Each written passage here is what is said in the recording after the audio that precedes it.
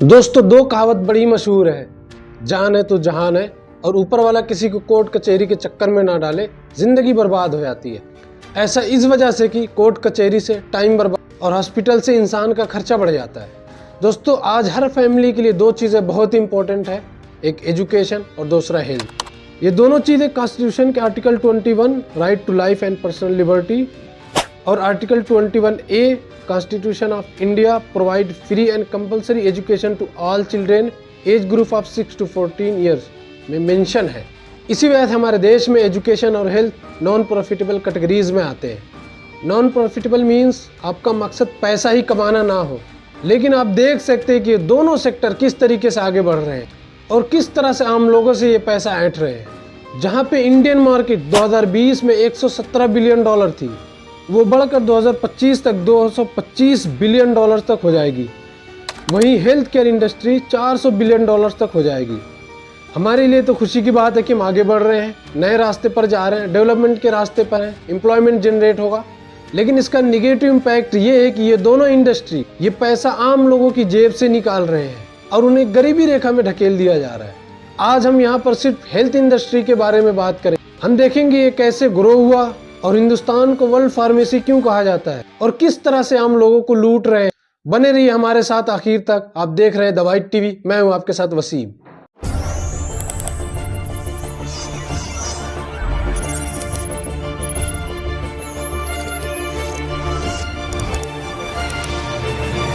दोस्तों, हमारे देश की फार्मास्यूटिकल इंडस्ट्री में बदलाव और रेवोल्यूशन में जो सबसे ज्यादा इंपॉर्टेंट रोल अदा किया वो सिप्ला और उनके फाउंडर ख्वाजा अब्दुल हमीद ने।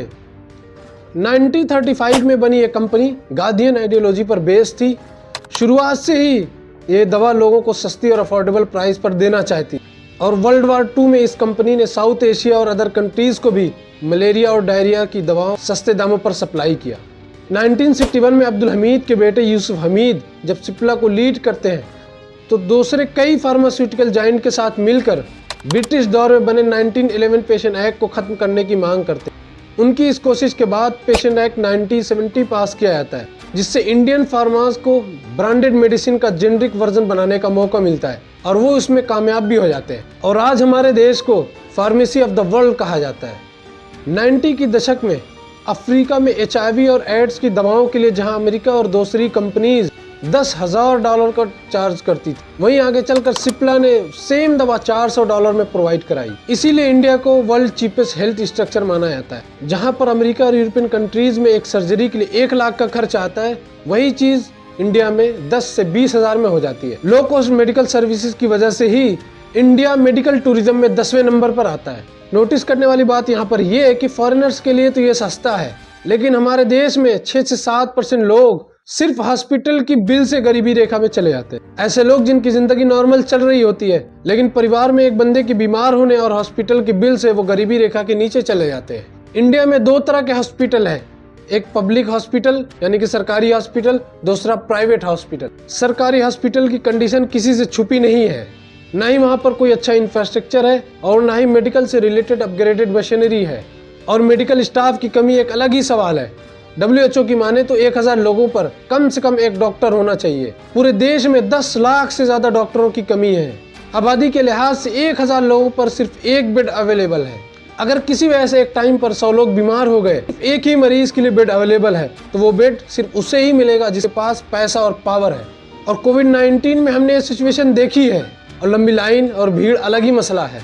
इन तमाम चीजों की वजह से लोग प्राइवेट हॉस्पिटल की तरफ जाने पर मजबूर हैं, और यहाँ से शुरू होता है प्राइवेट हॉस्पिटल का बिजनेस, जहाँ पे डॉक्टर से ज्यादा बिजनेसमैन बैठे हैं। आप जब किसी बड़े प्राइवेट हॉस्पिटल में जाते हैं तो वहाँ की चमक धमक और साफ सफाई किसी 5 स्टार होटल से कम नहीं है। हॉस्पिटल है तो साफ सफाई होनी ही चाहिए। रिसेप्शन हॉल में हर डॉक्टर की डिग्री, स्पेशलाइजेशन और उनके अचीवमेंट के बड़े बड़े पोस्टर लगे होते हैं, जिससे कि इंसान को लग जाता है कि अब वो इलाज के लिए सही जगह पर आ गया है और वहाँ पर इलाज भी अच्छा होता है। लेकिन हॉस्पिटल से डिस्चार्ज होते होते लाखों की बिल बन चुकी होती, जिसमें आम लोगों के घर और जमीन बिक जाते हैं। यहाँ पर छोटी से छोटी बीमारी को भी इतना बढ़ा चढ़ाकर बताया जाता है कि पेशेंट ही डर जाता है। बेवजह के टेस्ट और जांच कराई जाती है, क्योंकि हॉस्पिटल एडमिनिस्ट्रेशन का बिछाया हुआ जाल है कि सारी जांच और टेस्ट उन्हें अपने ही हॉस्पिटल से कराना है। ब्लड टेस्ट, स्टूल टेस्ट और सलाइवा टेस्ट के नाम पर सिंक टेस्ट किया जाता है, मतलब ये है कि आपका थोड़ा सा ब्लड लेके उसे बेसिन में बहा दिया जाता है और नॉर्मल रिपोर्ट बना दी जाती है, क्योंकि इस पर डॉक्टर, हॉस्पिटल और लैब वालों का एक दूसरे से कमीशन फिक्स होता है। नॉर्मली हम अपने आसपास के जब किसी डॉक्टर के पास जाते हैं तो कोई बड़ी बीमारी ना होने के बावजूद भी वो किसी बड़े हॉस्पिटल को रिफ़र कर देते हैं। हमें लगता है कि डॉक्टर ने हमारी मदद की है, लेकिन मदद के नाम पर यहाँ सबसे बड़ा बिजनेस जो चल रहा है वो रिफरल अमाउंट का। यहाँ पर मदद के नाम पर बिजनेस चल रहा है। डॉक्टर्स को हर रिफरल अमाउंट पर उनका कमीशन फिक्स होता है। उन्हें हॉस्पिटल की तरफ से होली पैकेज ऑफर किया जाता है, जबकि मेडिकल काउंसिल ने ये सारी एक्टिविटीज़ को अनएथिकल और इलीगल माना है और इस पर पेनल्टी भी लगाई है। लेकिन आप देख सकते हैं कि ये सारी चीज़ें धड़ल्ले से हो रही हैं। अपोलो, फोर्टिस और मैक्स जैसे बड़े हॉस्पिटल में इस तरह के कई स्कैम पाए गए हैं। 2017 में गुड़गांव के फोर्टिस हॉस्पिटल में एक केस सामने निकल कर आया, जब सिर्फ 7 साल की बच्ची को डेंगू के इलाज के लिए एडमिट कराया गया। 15 दिन बाद जब उसे मुर्दा बताया जाता है और बिल आती है 16 लाख रुपए। बाद में जब मामला हाईलाइट होता है तो गवर्नमेंट उस पर जांच बिठाती है। आप सोच कर देखें, 7 साल की बच्ची को सिर्फ डेंगू के इलाज के लिए हॉस्पिटल की तरफ से 16 लाख बिल आती है और बच्ची की जान भी नहीं बचती है। इसी तरह शालीमार बाग में मैक्स हॉस्पिटल, जहां पर ट्विंस बेबी बोर्न को मुर्दा बताकर रैप करके फैमिली को दे दिया जाता है। रास्ते में जब बच्चे के फादर को बाइक में कुछ मूवमेंट नजर आता है तो बच्चे को पास के ही नर्सिंग होम में ले आते हैं। उस बच्चे की जान बच सकती थी, लेकिन बच्चे को प्लास्टिक में रैप करने की वजह से उसकी जान चली जाती है। इसी तरह अपोलो हॉस्पिटल के डॉक्टर्स को किडनी रैकेट केस 2016 में अरेस्ट किया गया था। इस तरह के इंसिडेंट से लोगों का प्राइवेट हॉस्पिटल से भरोसा ही उठ गया है। और सी सेक्शन डिलीवरी, एक प्रेग्नेंट वुमेन अपने प्रेगनेंसी के दौरान अपने ही इलाके के किसी अच्छे डॉक्टर्स की प्रिस्क्रिप्शन और गाइडलाइंस को मानती है। हर 15 दिन 1 महीने पर दवा और जांच कराती है, लेकिन जब डिलीवरी का टाइम आता है तो वही डॉक्टर उससे उसकी फैमिली को बेवजह बोल देंगे कि हेल्थ सही नहीं है, हमें ऑपरेशन से डिलीवरी करनी होगी, जबकि वो औरत खुद नॉर्मल डिलीवरी चाहती है। लेकिन डॉक्टर ऑपरेशन इसलिए करना चाहते हैं ताकि उसका मेडिकल बिल बढ़ जाए। मेरी तमाम लोगों से, खासकर वुमेन से रिक्वेस्ट है कि जब भी उनके साथ ऐसा कोई इंसिडेंट हो तो प्लीज़ डॉक्टर से इस बारे में सवाल ज़रूर करें। ऐसा भी नहीं कि ये काम सिर्फ प्राइवेट हॉस्पिटल ही करते हैं। आप अपने गांव या शहर के आसपास के सरकारी हॉस्पिटल में जाएं, भीड़ ज़्यादा होती है, लेकिन अगर आप किसी तरह डॉक्टर तक पहुंच भी गए और अपनी बीमारी बताई तो डॉक्टर ऐसी दवा और टेस्ट लिखते हैं जो आपको प्राइवेट मेडिकल स्टोर से ही लानी पड़ेगी, क्योंकि गवर्नमेंट मेडिकल स्टोर पे ज़्यादातर जेनेरिक दवा होती है जिस पर डॉक्टर का कोई कमीशन नहीं होता है, लेकिन प्राइवेट मेडिकल पर ब्रांडेड मेडिसिन होती है जिस पर डॉक्टर का कमीशन फिक्स होता है। इंडिया में मेनली 2 तरह की दवाएं होती है, नंबर 1 ब्रांडेड मेडिसिन और नंबर 2 पर आती है जेनेरिक दवाएं। मार्केट में 70 से 80% ब्रांडेड मेडिसिन ही अवेलेबल है, या आप कह सकते हैं कि 90% तक। देखिए, जब भी कोई दवा बनती है तो फार्मास्यूटिकल कंपनीज का काफ़ी पैसा लगता है उसके रिसर्च में, मैन्युफैक्चरिंग में, और दवा बनने के बाद उसे रेगुलेटरी अथॉरिटीज से भी गुजारना पड़ता है। अगर दवा का अप्रूवल मिलता है तभी वो पेशेंट को ये दवा दे सकते हैं। अगर अप्रूवल नहीं मिलता है तो उनकी रिसर्च और बनाई गई दवा पर जो भी पैसा लगता है वो लॉस हो जाता है। लेकिन अप्रूवल के बाद उन्हें इस पर्टिकुलर दवा का 10 से 20 साल तक का पेटेंट राइट मिलता है। इस बीच में उस दवा को कोई कॉपी नहीं कर सकता है और प्राइसिंग अथॉरिटी के अंदर वो कंपनी उस दवा का मनमाना प्राइस तय करती है। लेकिन पेटेंट खत्म होने के बाद कोई भी फार्मा कंपनी उस दवा को बना सकती है, क्योंकि उन्हें इस दवा बनाने में कोई रिसर्च करना नहीं पड़ता है और बहुत सारी कंपनीज उसको बनाना शुरू कर देती है। तो ये मार्केट में कंपटीशन बढ़ जाता है और ये दवा सस्ती हो जाती है। कई लोगों का मानना है कि जेनेरिक दवाएं इतनी फ़ायदेमंद नहीं होती जितने कि ब्रांडेड, लेकिन मैं साफ तौर पे बता दूं कि जेनेरिक और ब्रांडेड मेडिसिन दवाओं में कोई फ़र्क नहीं होता है। अगर जेनेरिक दवा में कोई कमी होती तो वो अथॉरिटी से पास ही नहीं हो सकती। दूसरा है कि गवर्नमेंट और DGCI ने बार बार डॉक्टरों से जेनेरिक मेडिसिन लिखने के लिए सर्कुलर जारी किया है, लेकिन डॉक्टरों पर इसका कोई खास असर नहीं है। मेडिकल इन्फ्लेशन बढ़ रहा है। मेडिकल एक्सपेंस की वजह से हेल्थ इंश्योरेंस लेने वालों की तादाद बढ़ी है, लेकिन इंश्योरेंस लेना जितना आसान है क्लेम करना उतना ही मुश्किल है।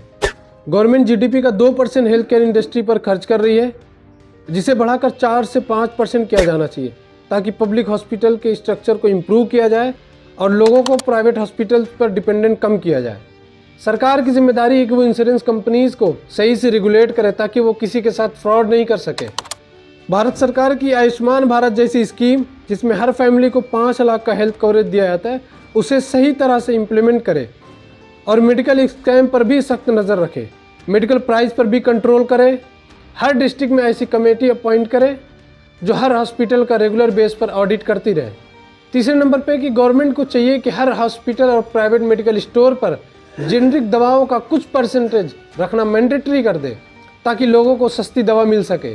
नंबर 4, हमें चाहिए कि हम इस मामले पर अवेयर रहें। कहीं पर भी हॉस्पिटल स्कैम होता हुआ नजर आए तो रिपोर्ट करें, सवाल करें और कम से कम सोशल मीडिया पर पोस्ट ज़रूर करें ताकि उसके खिलाफ कोई एक्शन लिया जाए। सरकार और नेताओं से सवाल करे, उन पर प्रेशर डाले ताकि एक अच्छा सॉल्यूशन निकले और हमारा हेल्थ स्ट्रक्चर इम्प्रूव हो।